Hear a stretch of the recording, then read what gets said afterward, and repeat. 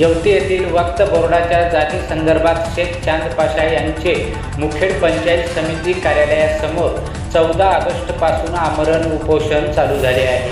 मुखेड तालुक्यातील येवती येथे वक्फ बोर्डाच्या जागेवर झालेले अतिक्रमण हटवून ती जागा वक्फ बोर्डाच्या नावे करावे म्हणून तक्रारदार शेख चांद पाशा यांनी यापूर्वीही आमरण उपोषण केले होते।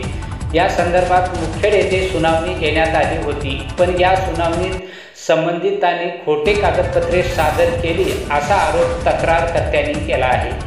नंतर या संदर्भात सुनावणी चालू असताना त्या जागेवर स्वच्छता खड्डे बांधण्यात आल्याने याही संदर्भात शेख चांद पाशा यांनी जिल्हा परिषद शिओकडे तक्रार केली होती। शिओने या तक्रारीची दखल घेऊन विस्तार अधिकाऱ्यांना चौकशी करून अहवाल देण्यास सांगितले होते, पण 1 वर्ष झाले चौकशी झाली नसल्याने शेख चांद पाशा यांनी पुन्हा 14 ऑगस्टपासून मुखेड पंचायत समिती कार्यालयापुढे आमरण उपोषण चालू केले आहे। या उपोषणाचा आजचा दुसरा दिवस असून जोपर्यंत न्याय भेटणार नाही तोपर्यंत उपोषण सोडणार नाही असा आग्रह शेख चांद पाशा यांनी धरला आहे। पहा टीव्ही सह्याद्री न्यूजचा हा खास रिपोर्ट।